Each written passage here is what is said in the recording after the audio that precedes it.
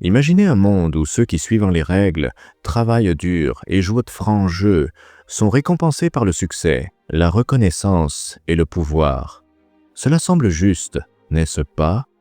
Mais maintenant, regardez autour de vous. Qui est vraiment au sommet? Les plus éthiques ou les plus impitoyables? Ceux qui adhèrent à la morale ou ceux qui manipulent les règles à leur avantage? La réalité crue, c'est que la société vante une illusion. Depuis l'enfance, on nous a conditionnés à croire que le bien triomphe toujours, que l'effort honnête mène au succès et que la justice est le fondement du monde. Mais Nietzsche a vu la réalité autrement, plus sombre et inconfortable. Pour lui, la morale n'était qu'un outil de contrôle, une mascarade créée pour maintenir les faibles dans le rang, tandis que les véritables maîtres prennent ce qu'ils veulent. Et c'est pourquoi vous voyez les manipulateurs prospérer. Les leaders, les plus impitoyables, dominent en politique. Les entreprises les plus exploiteuses monopolisent les marchés. Les plus égoïstes grimpent dans la hiérarchie, tandis que les naïfs sont laissés pour compte. Le jeu n'a jamais été une question de mérite, mais toujours une question de pouvoir. Et le pouvoir appartient à ceux qui comprennent cela avant les autres. Nietzsche l'a appelé la volonté de puissance, la force brute qui sépare ceux qui commandent de ceux qui obéissent. Mais la majorité ne se réveille jamais à cette vérité. Ils préfèrent croire au mensonge réconfortant que la justice prévaut toujours. Le croyez-vous aussi? Ou êtes-vous prêt à voir la réalité nue et crue? Parce qu'après ce texte, vous ne verrez plus jamais le monde de la même manière. Depuis votre naissance, on vous a enseigné que le monde est gouverné par la justice, que si vous travaillez dur, êtes une bonne personne et agissez correctement, le succès sera inévitable. Mais arrêtez-vous et réfléchissez. Est-ce vraiment la réalité? Qui est au sommet? Les plus diligents ou les plus stratégiques? Les plus justes ou ceux qui n'hésitent pas à manipuler? La société fonctionne sur un mensonge réconfortant, l'illusion de la méritocratie. Le concept est simple. Ceux qui font tout bien, suivent les règles et se dévouent avec honnêteté seront finalement récompensés. Mais Nietzsche a vu cette croyance comme un mirage conçu pour maintenir les faibles dociles et les puissants en contrôle. La vérité, c'est que l'histoire n'a jamais été écrite par les plus justes, mais par les plus impitoyables. Pensez aux grands empires de l'humanité. Rome n'est pas devenue l'un des plus grands empires de l'Antiquité en étant juste. Elle a conquis des territoires en détruisant des civilisations, en asservissant des peuples et en écrasant toute opposition. Les États-Unis ne sont pas devenus une superpuissance par éthique. Leur ascension s'est basée sur des guerres, l'exploitation et la domination économique. Dans le monde des entreprises, des géants comme Amazon, Google et Apple ne sont pas arrivés au sommet en étant charitables.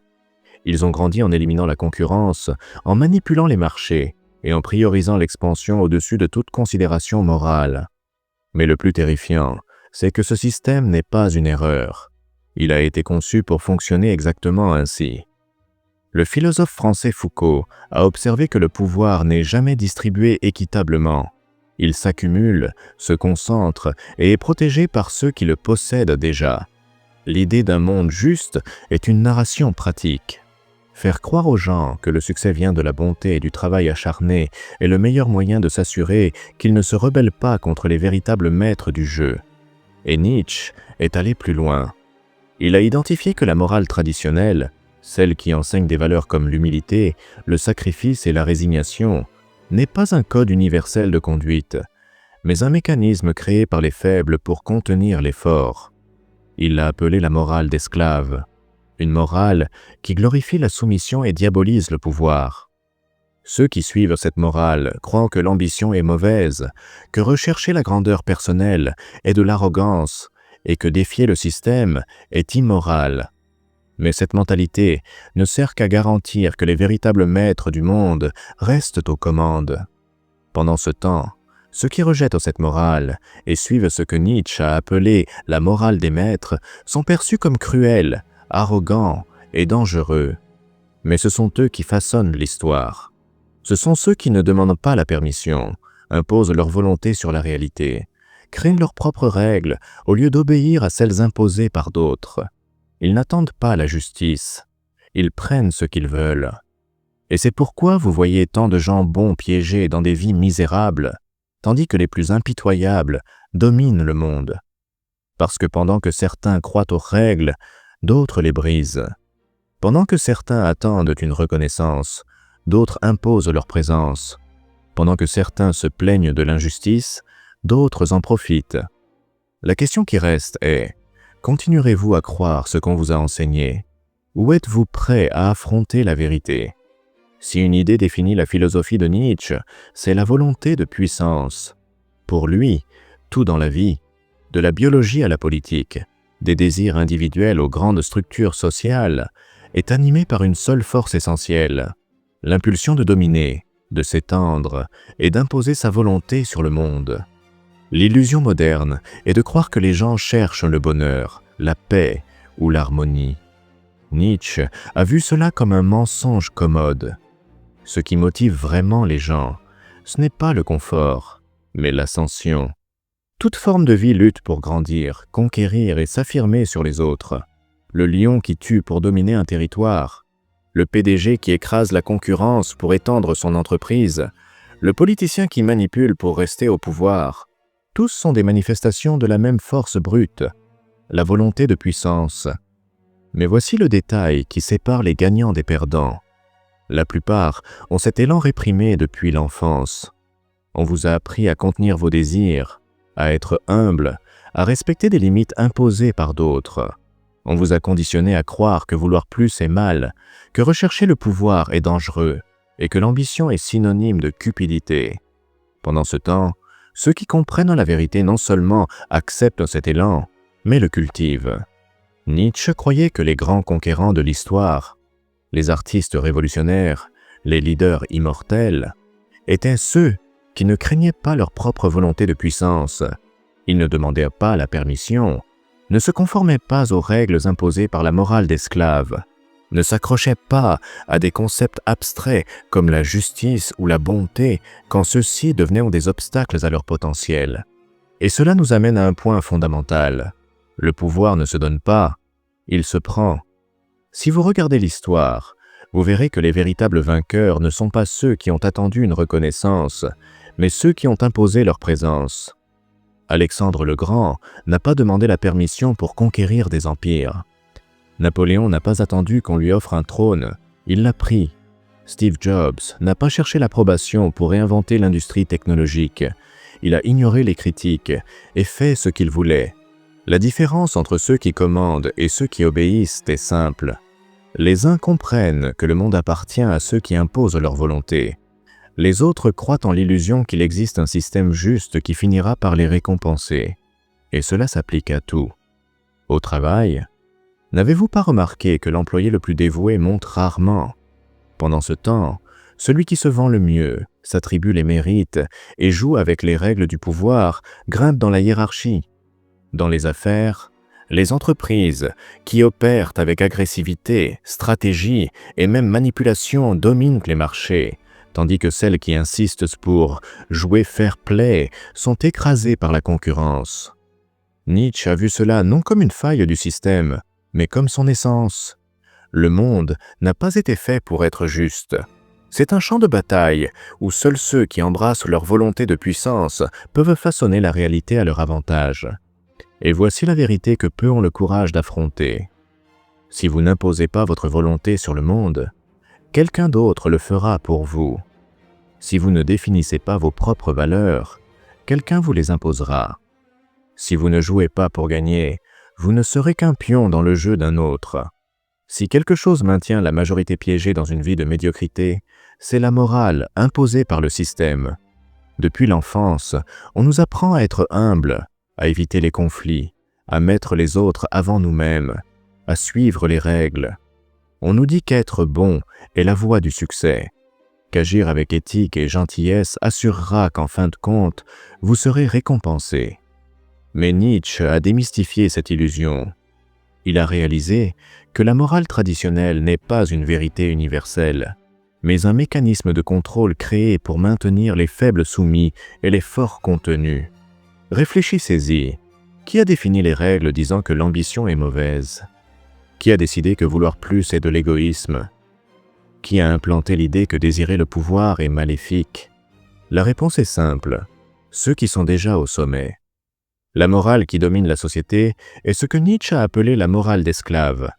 Elle glorifie la soumission, l'obéissance et le renoncement à ses propres intérêts. Elle enseigne qu'être pacifique est une vertu, qu'accepter les difficultés de la vie sans les remettre en question est un signe de caractère, que rejeter le désir de pouvoir est le fait d'une personne évoluée. Mais qui en profite vraiment? Certainement pas ceux qui la suivent. La vérité est brutale. Cette morale a été créée par les faibles pour se protéger des forts. Les gens sans pouvoir craignent ceux qui en ont, alors ils inventent des narratifs qui diabolisent quiconque tente de s'élever. Les leaders religieux ont prêché pendant des siècles que l'humilité est une vertu, que le sacrifice est noble, qu'accepter la souffrance en silence vous rend digne. Pendant ce temps, ils vivaient dans le luxe et contrôlaient des millions d'esprits. Les gouvernements prêchent la justice et l'égalité, mais sont les premiers à manipuler les lois pour s'assurer de rester au pouvoir. Nietzsche a opposé cette mentalité à la morale des maîtres, la morale des forts, de ceux qui façonnent le monde, de ceux qui ne craignent pas d'embrasser leurs désirs. Pour ceux qui suivent cette morale, l'ambition n'est pas quelque chose à réprimer, c'est un carburant. Le désir de grandir et de dominer n'est pas honteux, c'est l'essence de la vie. Ils ne vivent pas pour plaire aux autres, mais pour étendre leur propre pouvoir. Maintenant, regardez l'histoire et observez qui sont les grands noms qui ont changé le monde. Étaient-ce ceux qui se sont résignés aux règles imposées par la société? Ou étaient-ce ceux qui ont eu le courage de tout défier? Jules César n'a pas accepté les limitations imposées par le Sénat romain. Il les a détruites et est devenu dictateur. Napoléon n'a pas accepté sa position de simple officier. Il a pris le pouvoir et a réécrit l'ordre de l'Europe. Steve Jobs n'a pas accepté que la technologie doive suivre un standard. Il a imposé sa vision et redéfini toute une industrie. Le problème, c'est que lorsque vous naissez immergé dans la morale d'esclave, vous ne réalisez même pas à quel point elle limite votre vie. Vous vous sentez coupable de vouloir plus. Vous vous sentez mal de désirer le pouvoir. Vous craignez d'être perçu comme arrogant si vous vous démarquez, parce qu'on vous a toujours dit que être bon signifie vous rabaisser, vous soumettre et vous contenter de peu. Mais Nietzsche a vu cela comme une maladie. Il croyait que les êtres humains doivent rechercher leur plein potentiel, qu'ils doivent briser les chaînes imposées par cette morale oppressive et embrasser leur vraie nature. Si une erreur fatale empêche la majorité d'atteindre le pouvoir, c'est l'incapacité de contrôler ses émotions. La plupart agissent par impulsion, réagissent instinctivement aux provocations et s'accrochent à des idéaux romantiques sur la façon dont le monde devrait être. Mais Nietzsche a vu cela comme une faiblesse. Pour lui, ceux qui dominent le jeu du pouvoir sont ceux qui se maîtrisent avant de tenter de maîtriser le monde. Regardez l'histoire. Les hommes les plus influents n'étaient pas les plus justes ou intelligents, mais les plus stratégiques. Pendant que la majorité s'épuise à convaincre les autres qu'elle a raison, les véritables gagnants observent, analysent et agissent uniquement quand l'opportunité est parfaite. Le problème de la majorité, c'est qu'elle confond force et impulsivité. Elle croit qu'être fort signifie réagir à toute attaque, répondre à toute provocation, se battre à chaque conflit. Mais c'est exactement ce que font les faibles. Les véritables stratèges choisissent leurs batailles avec sagesse. Ils savent que chaque action doit avoir un but et que dépenser de l'énergie dans des conflits inutiles est une forme d'auto-sabotage. Nietzsche a compris que le pouvoir appartient à ceux qui savent jouer avec la psychologie humaine. La majorité est prévisible. Elle réagit à la colère par la colère, à la peur par la peur, à la pression par la désespérance. Ceux qui dominent le jeu du pouvoir font l'inverse. Ils utilisent la patience comme une arme, le calme comme un bouclier, le silence comme un outil de contrôle. Vous voulez un exemple? Jules César savait que son ascension dépendait de la loyauté des masses. Alors il a utilisé chaque victoire militaire pour renforcer son image de leader invincible. Il ne perdait pas de temps à discuter ou justifier ses actions. Il laissait les résultats parler d'eux-mêmes. Quand ses ennemis l'attaquaient politiquement, il ne réagissait pas impulsivement. Il attendait, gagnait du temps, construisait des alliances, et quand le moment était venu, il détruisait ses adversaires d'un coup. Dans le monde moderne, la logique est la même. Les PDG les plus réussis ne sont pas ceux qui travaillent le plus dur, mais ceux qui savent quand agir et quand attendre. Les personnes les plus puissantes ne sont pas celles qui crient le plus fort, mais celles qui parlent le moins et observent le plus. Et c'est l'erreur de la majorité. Dépenser de l'énergie à essayer de prouver quelque chose aux autres. Le vrai pouvoir n'est pas d'en convaincre les autres que vous êtes fort, mais d'en leur faire sentir votre force sans avoir à dire un mot. Nietzsche a vu cela comme une question de maîtrise personnelle. Ceux qui contrôlent leurs émotions contrôlent les réactions des autres. Ceux qui ne se laissent pas affecter par les insultes, provocations ou attaques ont l'avantage. Parce qu'ils transforment la frustration de leurs adversaires en faiblesse. Et voici la grande leçon. Dans le jeu du pouvoir, gagne celui qui garde la tête froide pendant que les autres paniquent. Pendant que la majorité agit par impulsion, les véritables maîtres du jeu attendent, observent et frappent au moment exact. Si le pouvoir n'était qu'une question de domination et de stratégie, être impitoyable suffirait à assurer un succès éternel. Mais l'histoire montre que ceux qui atteignent le sommet tombent souvent de la manière la plus brutale. Ce qui les a menés à la victoire finit par les détruire. Et Nietzsche a vu cela comme un cycle inévitable pour ceux qui ne savent pas équilibrer force et sagesse. Jules César a conquis Rome par son astuce et sa vision, mais le même Sénat qui l'a dominé s'est retourné contre lui. Il a été poignardé à mort par ceux qui l'avaient autrefois soutenu, y compris Brutus, qu'il considérait presque comme un fils. Son implacabilité et son désir de contrôle absolu ont créé trop d'ennemis. Napoléon a pris l'Europe avec une intelligence militaire inégalée, mais son ambition l'a aveuglé. Il a envahi la Russie en ignorant les avertissements sur l'hiver et la résistance russe. Sa quête insatiable de territoire l'a conduit à l'exil et à l'humiliation. Dans le monde des affaires, des leaders comme Jeff Skilling, Enron et Elizabeth Holmes, Theranos, ont construit des empires basés sur la manipulation, mais leur soif de pouvoir les a menés à leur perte quand leurs mensonges se sont effondrés. La leçon est claire.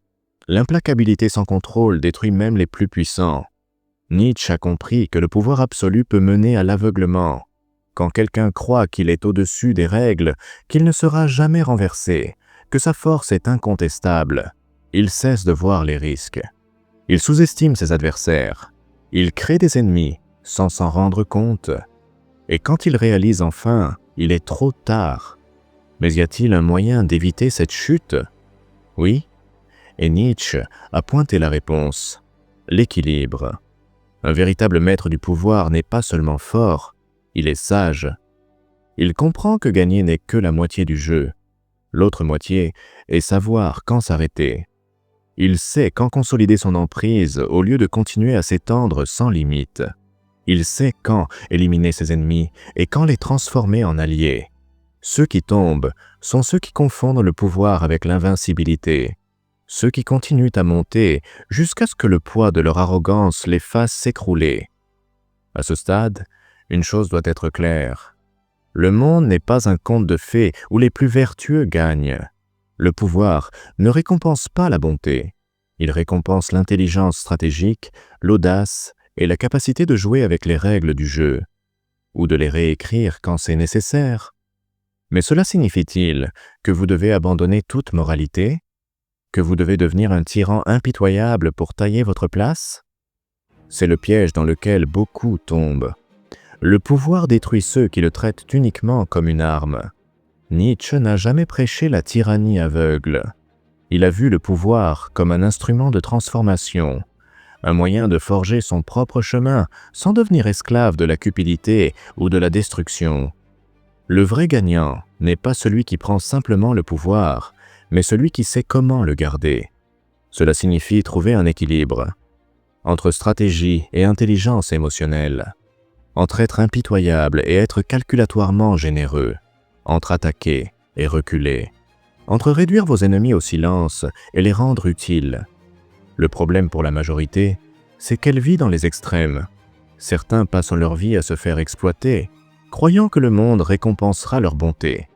D'autres, en se réveillant à la réalité du pouvoir, tombent dans un chemin de destruction et de paranoïa jusqu'à devenir victimes de leur propre brutalité. Mais il y a une troisième voie, celle de ceux qui comprennent le jeu, mais ne se laissent pas consumer par lui. La grande vérité est celle-ci. Vous pouvez vivre en croyant en la justice et rester un pion sur l'échiquier d'un autre. Ou vous pouvez accepter la réalité, apprendre les vraies règles du pouvoir et décider consciemment comment y jouer. Si ce texte vous a fait voir la réalité différemment, souvenez-vous, le pouvoir ne se demande pas, il se prend.